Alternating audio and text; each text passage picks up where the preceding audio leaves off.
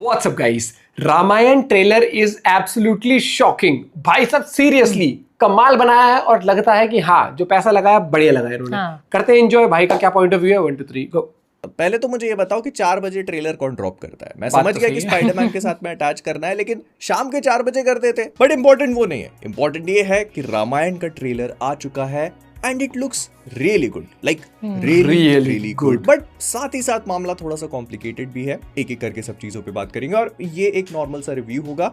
मैं इसका proper breakdown कल करूंगा because there are so many things. भाई 4 मिनट का ट्रेलर है, उसपे इतनी सारी डिटेल्स और इतना सब कुछ है एंड उनके ऊपर भी बात करी जाएगी। फिलहाल के लिए ट्रेलर ओपन अप होता है रावण के साथ में, जो ये बहुत लंका कमाल गया का है कुबेर से उसे छीनने के लिए। In case you guys don't know, तो कुबेर जो रावण के भाई थे उनकी एक्चुअली में सोने की लंका थी एंड रावण ने ये उनसे छीनी है। तो इन अगले कुछ शॉट्स में हम वही सेम चीज देखते हैं कि रावण कैसे कुबेर की सेना को ठिकाने लगा रहा है। एंड अगर मैं सच बताऊं तो ये थोड़ा सा हिट एंड मिस है मेरे लिए, क्योंकि पहली चीज तो इन लोगों ने एक्शन के टाइम पे कोई भी ऐसा शॉट नहीं दिखाया जहां रावण किसी को प्रॉपरली मार रहा है। एक पहिया वो उठा के फेंकता है, उसमें 10 लोग हमें सिर्फ गिरते हुए दिखाए जाते हैं। तो आई फील कि इन लोगों ने काफी इंटरेस्टिंग जगह पे कट मारे हुए हैं। मतलब फिलहाल के लिए यहाँ पर एक्शन में कोई भी ऐसे स्लो मोशन शॉट्स नहीं है जो आजकल मॉडर्न सिनेमा में यूज किए जाते हैं। But also at the same time I understand the intent behind it कि उन्हें रावण को पावरफुल दिखाना है। तो वो करने के लिए उन्होंने इस वाले शॉट को क्रिएट किया जहां पर वो कई सारी लाशों के ऊपर खड़ा हुआ है and he is still killing people. तो तुम्हें ये समझ में आता है कि वो कितना शक्तिशाली है और इस सीन की ब्रुटैलिटी भी तुम्हें कहीं ना कहीं समझ में आ रही है। एक बहुत बड़ा डिफरेंस ये है कि अगर इतनी सारी लाशें हैं तो उस हिसाब से I don't find this scene bloody enough, मतलब उतना खून वगैरह नहीं है। लेकिन वही दूसरी तरफ if you take a closer look तो तुमको समझ में आएगा कि वो जो इंटेंट की मैं बात कर रहा हूँ ना, वो लंका में भी दिख रहा है। लंका हम लोगों ने हमेशा से सुना हुआ है कि सोने की है, राइट? तो उससे किसी का भी ये इंप्रेशन बिल्ड होता है कि उसकी दीवारें, उसका फर्श, उसके pillars, every single thing is made out of gold, right? तो वाल्मीकि जी की रामायण में ये बताया है कि लंका जो है वो सफेद है, बस हाइलाइट्स हैं गोल्ड की। एंड यही सेम चीज हम लोग इन शॉट्स में भी देख रहे हैं कि लंका की हाइलाइट्स सोने की है, डिटेलिंग, पीक डिटेलिंग, उसे सोने की लंका कहा जाता है। और फिर हम रावण का राज्याभिषेक भी होते हुए देखते हैं और ये चीज ना काफी डेलिबरेट है। मतलब इस पूरे ट्रेलर के थ्रू हमको ये बताने की कोशिश करी है कि श्री राम और रावण जो है उन दोनों के बीच में क्या क्या पैरेलल्स है और वो दोनों एक दूसरे से कितने ऑपोजिट है। जहां पर एक तरफ रावण ने अपना किंगडम जीता है किसी और से, किसी से छीन लिया है। Basically he has so much power कि उसे जो कुछ भी चाहिए वो छीन लेता है। वहीं श्री राम उससे भी ज्यादा शक्तिशाली होने के बावजूद भी वो अपना राज्याभिषेक छोड़ देते हैं, अपना किंगडम छोड़ देते हैं, अयोध्या की पूरी नगरी छोड़ देते हैं, सिर्फ अपने पिताजी के कहने पर। प्लस जब वो अपनी सभा को एड्रेस करने के लिए आ रहा है तो वहां पर बैटल डैमेज भी है। तो डिटेलिंग पे इन लोगों ने काफी ध्यान दिया हुआ है एंड आई ऑल्सो अंडरस्टैंड कि वो जो 3D की बात हो रही है ना, कि 3D एक्सपीरियंस है, इस वाले शॉट को देखकर मैं समझ पा रहा हूँ कि ये क्यों इमर्सिव फील होता होगा, क्योंकि हम लोग यहाँ पर रावण को हाइट पे खड़ा हुआ देख रहे हैं बट साथ ही साथ हमको ये समझ में आ रहा है कि जो नीचे लोग हैं वो कितना नीचे हैं। Like I can appreciate the depth of this shot without 3D। तो ये समझ में आता है कि ये मूवी 3D पे पर्टिकुलरली एम्फेसाइज करने वाली है एंड इस पूरे शॉट पे हम लोग रावण की पूरे राक्षसों की सेना देख पा रहे हैं। As far as I remember, तो कहीं पर मेंशन किया जाता है किताब में कि 32,000 राक्षस हैं उसके पास, उसकी आर्मी में, and that is not counting children and old people. तो या ये काफी बड़ा वॉल्यूम है। इसके बाद हम विष्णु जी को देखते हैं जो शॉट पूरी तरह से CGI है and this is why I called this trailer complicated, क्योंकि मैं इस वाले शॉट को लेकर बहुत ज्यादा श्योर हूं नहीं, एटलीस्ट तब तक तो नहीं जब तक मैं मूवी में इसे नहीं देख लेता। और उसका सिंपल सा रीजन है क्योंकि यहाँ पर मैं विष्णु जी को बात करते हुए देख नहीं पा रहा हूँ, मुझे उनके मूवमेंट्स, उनके लिप मूवमेंट्स क्लियरली विजिबल नहीं है। तो अब ये मोर और लेस ना काफी स्टैटिक सा फील होता है। तो जब तक मैं इस वाले शॉट को मूवी में नहीं देख लेता तब तक I can not be very sure about it. And फिर विष्णु जी, ब्रह्मा जी और बाकी सारे देवों को बोलते हैं कि ठीक है, मैं मनुष्य के रूप में अवतार लेके जाऊंगा। और फिर हमको वो अश्वमेध यज्ञ दिखाया जाता है जहां पर राजा दशरथ महर्षि वशिष्ठ के साथ बैठे हुए हैं और अपनी तीनों रानियों के साथ भी। एंड इसी यज्ञ में उनको खीर दी जाएगी जिससे श्री राम, लक्ष्मण, भरत और शत्रुघ्न इनका जन्म होगा। एंड फिर होती है श्री राम की एंट्री। अब अगर मैं सच बताऊं ना तो इस शॉट को लेके भी मैं बहुत ज्यादा कॉन्फिडेंट फील नहीं करता हूं, बिकॉज हम लोग रणबीर को देखते हैं जो कि श्री राम का रोल प्ले कर रहे हैं और वो अपनी आंखों पे पट्टी बांध के घोड़े पे दौड़ते हुए एक गिरती हुई बेल को हवा में ही परफेक्टली हिट कर लेते हैं अपने बो एंड एरो के साथ में, जो श्री राम के लिए कोई बहुत बड़ा फीट नहीं है।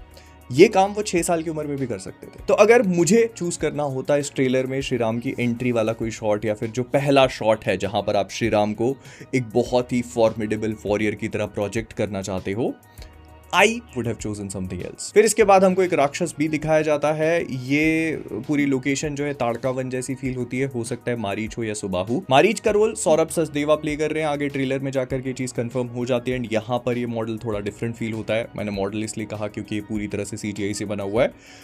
ऑल्दो आई वुड से कि ये उतनी बड़ी कंप्लेंट नहीं है, बिकॉज आई अंडरस्टैंड कि इस पूरे ट्रेलर में मैंने जितना भी CGI VFX देखा है, it's not perfect right now. और मैंने राइट नाउ इसीलिए कहा क्योंकि मुझे इतना समझ में आ चुका है कि जब तक मूवी रिलीज होगी ये लोग काफी इंप्रूव कर चुके होंगे। मतलब तुम वो जो राम वाली ग्लिम्स आई थी उससे इस वाले ट्रेलर को कंपेयर करके देखो एंड यू विल रियलाइज कि बहुत सारी चीजों में चेंज हुआ है, बहुत सारी चीजें इंप्रूव हुई हैं। तो या पर्सनली मुझे CGI VFX अभी उस लेवल पे उतना परफेक्ट फील हुआ नहीं जितना मैं एक्सपेक्ट करके चल रहा हूँ। शायद मेरी एक्सपेक्टेशन ज्यादा होंगी, मुझे नहीं पता। बट अगर ये इंडिया की सबसे बड़ी मूवी है जो रामायण को ग्लोबल लेवल पे रिप्रेजेंट करने वाली है, तो I feel it has to be perfect, but at the same time I have this faith कि लोग धीरे-धीरे करके इस चीज को और improve करते जाएंगे।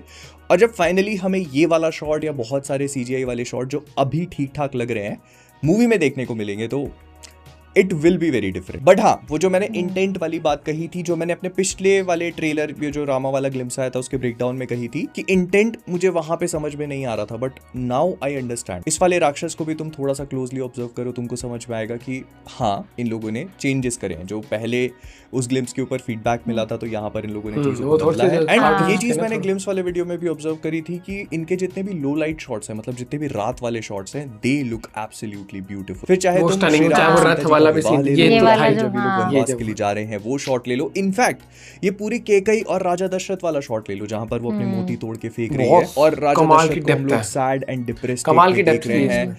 पूरा कमरा बिल्कुल डार्क लिट है। तुम्हें इस शॉट को देख के ही सीन की पूरी टोन समझ में आ रही है। And this is exactly what I imagined when I was reading it. Speaking of which, ये वाला सीन जो है जहां पर श्री राम अयोध्या छोड़ के जा रहे हैं, इट फील्स इमोशनल। मतलब वो जो इमोशंस मुझे किताब में उस समय पढ़ते हुए फील हुए थे, जो लोग हैं वो उनको देख रहे हैं एंड यू फील कि श्री राम के अंदर वो एक पेन है and that is what the entire scene is about.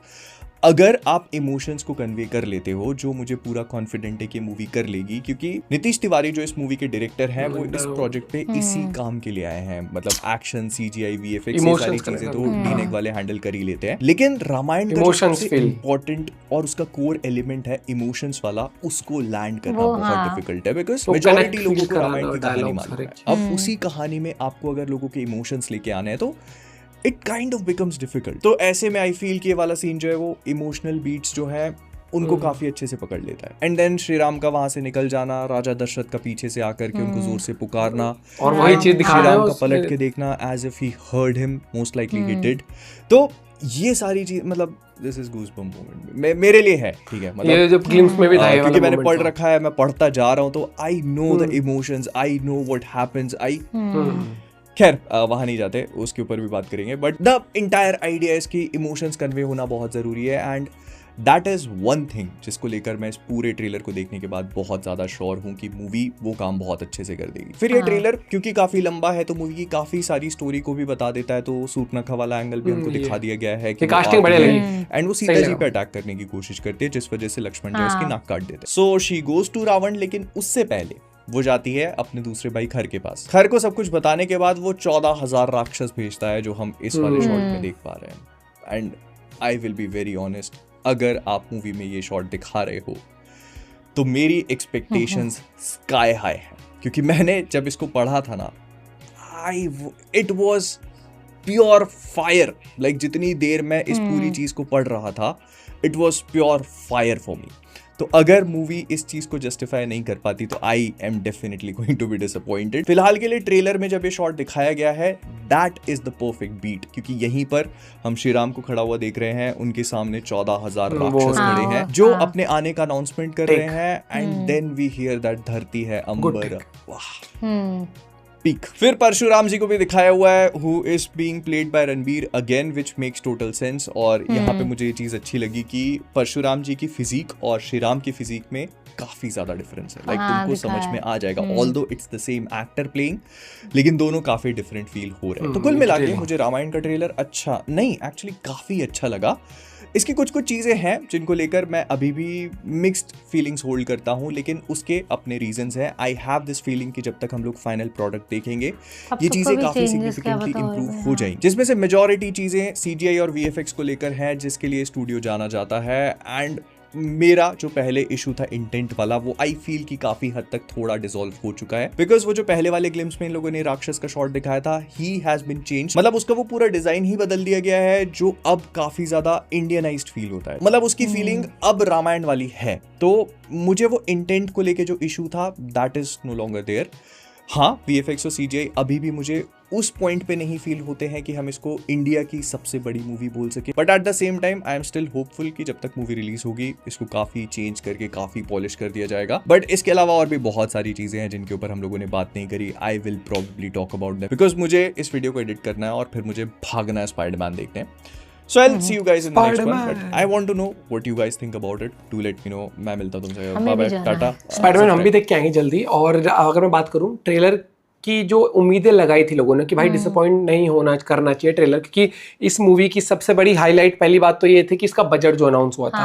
दूसरी हाईलाइट ये थी कि इसको ग्लोबल लेवल पर लेकर जा रहे थे। तीसरा फिर ये था कि इतना कुछ अगर हमने सुन लिया है कि म्यूजिशियंस भी इतने कमाल के आए, यार रहमान हैंस आए हैं साथ में, कहीं से भी तो भाई जो प्रोडक्ट आपको देखने को मिले ना, वो हाइप क्रिएट कर दे। ऑलरेडी हाइप को क्या होता है कि जब आपके पीछे लोगों की उम्मीदें होती हैं और फिर जब ट्रेलर आता है तो वो उम्मीदों पे खरा उतरे, वरना जितनी भी पब्लिसिटी होती है, PR होती है, वो सब खराब हो जाती है। लेकिन इन्होंने कमाल करा है भाई, क्योंकि ये मूवीज है ना रामायण महाभारत टाइप जो मूवीज होती हैं, इसमें लोगों के इमोशंस जुड़े होते हैं। दो चीज होती हैं परफेक्टली सिंक होनी चाहिए। एक तो इस बजट पे आप लेकर तो VFX CGI बहुत अच्छी होनी चाहिए, दूसरा करेक्ट फील कराना चाहिए। दोनों ही चीज हुई है। अब वो सबका पॉइंट ऑफ व्यू हो सकता है कि रणबीर कपूर थोड़े कम वैसे लग रहे हैं या यश ज्यादा स्ट्रांग लग रहे हैं। भाई देखो अभी स्टार्टिंग है और रावण को प्रेजेंट करना ही है इस तरीके से। और राम जी का जो कैरेक्टर जो रोल प्ले किया है यहाँ पर रणबीर ने, वो थोड़ा शांत स्वभाव का, हल्की सी मुस्कुराहट, उस तरीके से आपको देखना। आप देखते जाओगे फर्स्ट पार्ट तक मुझे लगता है वहां तक ही दिखाएंगे।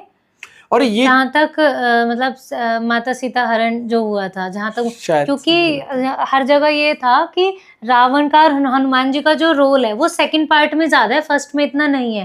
तो मे भी फर्स्ट में तो बिल्कुल वहीं से शुरू है ना, कि जहाँ पैदा होते हैं ये चारों भाई। एक चीज तो है भाई, भीड़ लगने वाली है सिनेमा हॉल के अंदर। और ये मुझे लगता है कि जो कहते हैं ना कि मास अपील लेके आना और हर घर से ये वाली बात निकलवाना, फिर वो एज ग्रुप में आ गया ना कि हर एज ग्रुप का बंदा देखेगा। एक्साइटमेंट क्रिएट किया है, बढ़िया किया है। अपना पॉइंट भी शेयर करेगा। Bye, take care.